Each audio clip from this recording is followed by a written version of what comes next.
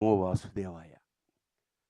ఈ ఈ ఈ సినిమా గురించి మాట్లాడుతున్నప్పుడు కూడా తెలియని ఒక ఉద్విగ్నమైన ఫీలింగ్ కలుగుతుంది నాకు. ఆయన అశ్విను, నేను భరణి. అంతా వెంట వెంట అశ్విని తర్వాత భరణి. గీతా ఆర్ట్స్ అల్లు రామలింగయ్య గారు గొప్ప కమ్యూనిస్టు. గీతా ఆర్ట్స్ ఎందుకు పేరు పెట్టారో ఉత్తరోత్తర అల్లు అరవింద్ గారు వివరించారు. ఏదైనా గీతా సారాంశం ఏంటంటే మంచి కర్మకి మంచి ఫలితం తప్పకుండా లభిస్తుంది. వెరీ సింపుల్, అంతకన్నా ఏం లేదు. అలాగే వేటూరి మహానుభావుడు ఏనాడైతే అరవింద్ గారి గురించి ఒక్క లైన్ చెప్పాడు, అది జీవితాంతం మర్చిపోలేను. నిజంగా లక్షలు ఇవ్వచ్చు ఆ పదానికి. ఏమిటంటే అల్లు అరవింద్ని సంధి చేసి అల్లరి విందు అన్నారు. ఆయన ఎక్కడున్నా సరే మామూలు సరదాగా ఉండడానికి, అల్లరి చేయడానికి, కాకపోతే విందులాంటి అల్లరి చేయడం నిజంగా thank you so much sir.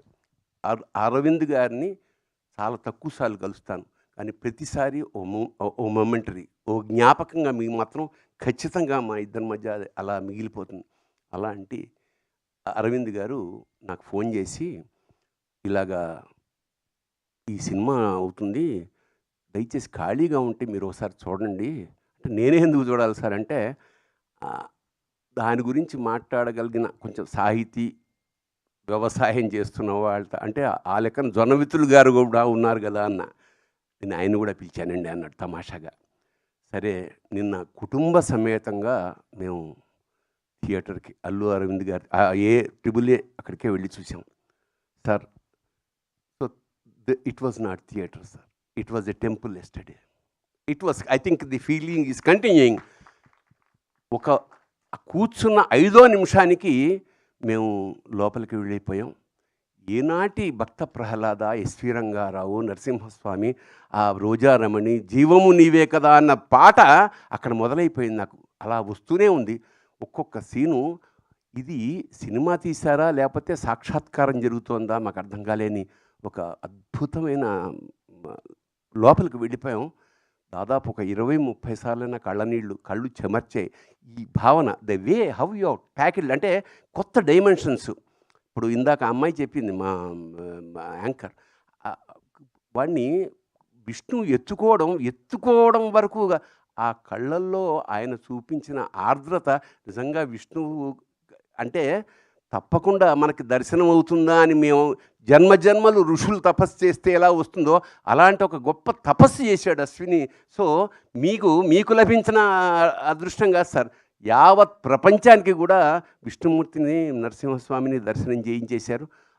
ఆ చివరి మూమెంట్ ఏదైతే ఉందో ఆ 20 నిమిషాలు అంటే సభాముఖంగా మేము పిలవడానికి కూడా కారణం ఇది పూర్వజన్మల పుణ్యం. ఈ సినిమా చూడడం యోగం అన్నమాట. ఖచ్చితంగా ఒకసారి కాదు, ఎన్నిసార్లు మేము చూడాలో నాకే తెలియట్లేదు. ఎన్నిసార్లు చేసినా కొత్త ఎక్స్పీరియన్స్. ప్రతి క్షణాన్ని ఈ మధ్యకాలంలో ఎంజాయ్ చేసిన పరిపూర్ణమైన సినిమా ఇది.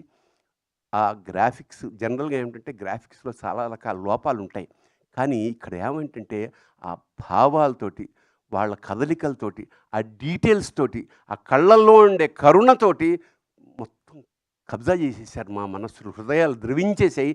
ఇంకా చివరికి ఇది మహావతారం ఎందుకని పెట్టారా, అవతారమే కదా అంటే నిజంగా అంత పెద్ద నారసింహుణ్ణి నా జీవితంలో చూశారు. కానీ స్క్రీన్ అంతా నిండిపోయి విశ్వరూప సందర్శనం ఏకకాలంలో ఎలా జరిగితే ఎలా ఒళ్ళు గగరు పుడుతుందో అలా ఒక ఉద్వేగానికి లోనైపోయాం. నిజంగా ఇది రసాత్మకం, కళాత్మకం. ఇంకోటంటే ఒక్క విషయం చెప్పాలి, ఇది తీసిన వాళ్ళు, చేసిన వాళ్ళు, రాసిన వాళ్ళు, తీసిన వాళ్ళు, చూసిన వాళ్ళు కూడా ధన్యులే. అంత అంత అంత గొప్ప అనుభూతిని కలగజేసినగా సార్. నిజంగా ఎప్పుడో తప్ప సినిమాలకి వెళ్ళమండి. ఏదో రెగ్యులర్గా అదే వృత్తి కదా, పెద్ద సినిమా ఏం చూస్తాను అన్న అంటే మిఠాయి కుట్టువాడు మిఠాయికి షాపు తిన్నట్టు. బట్ నిన్న వెళ్ళకపోయి ఉంటే మా జీవితంలో చాలా కోల్పోయి ఉండేవాళ్ళమేమో అనిపిస్తుంది. తప్పకుండా మళ్ళా చూడాలా.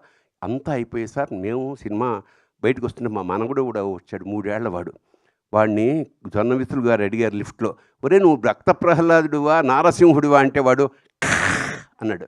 అంటే ఒక 3 ఏళ్ల వాడి మనస్సులోకి నరసింహస్వామి ఎలా ప్రవేశించేశాడో ఆశ్చర్యం వేస్తోంది.